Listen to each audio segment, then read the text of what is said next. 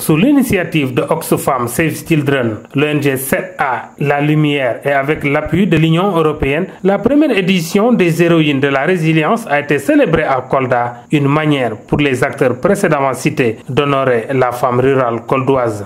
Maître d'œuvre du projet de renforcement de la résilience de 1000 ménages, l'ONG 7A avait entre autres représentantes sa secrétaire exécutive.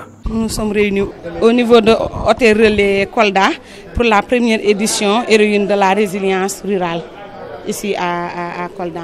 En fait, c'est un projet financé par l'Union européenne en partenariat avec Oxfam, 7A Marewi et Save Children.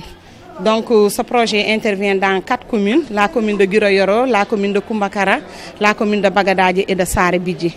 Donc cette activité fait partie des activités primordiales vraiment du projet. Parce que c'est une activité qui met en scène les inégalités alimentaires au niveau de la zone et en plus l'engagement de la femme rurale. Donc nous nous sommes réunis ici pour vraiment faire une mise en scène, pour montrer les inégalités et pour vraiment expliquer exactement quel est le contenu du banquet de la faim.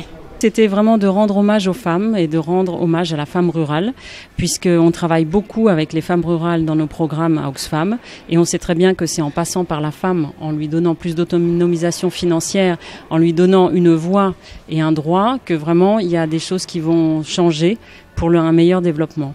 Donc on voulait vraiment leur rendre hommage. En plus aujourd'hui c'est la journée internationale de la femme rurale. Donc on a fait coïncider notre événement avec cette date.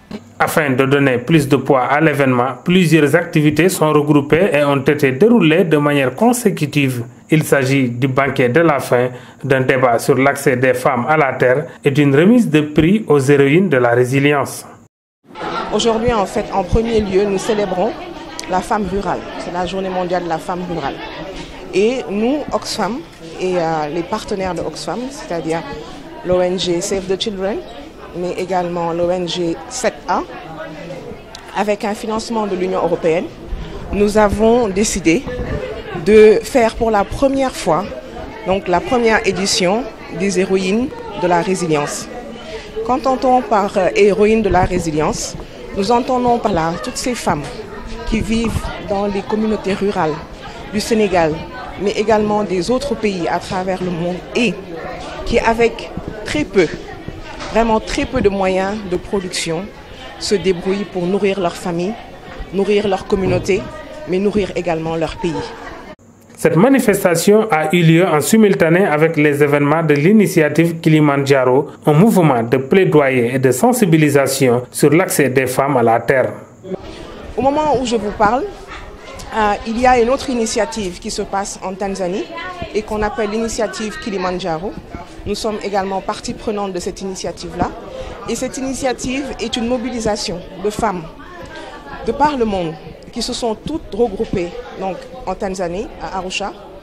Elles ont fait leur assemblée générale internationale pour voir comment est-ce qu'elles pouvaient influencer les politiques pour qu'elles puissent donner plus de moyens aux femmes rurales pour produire mieux et éventuellement produire plus et pouvoir satisfaire les besoins de leur famille, de leur communauté et de leur pays.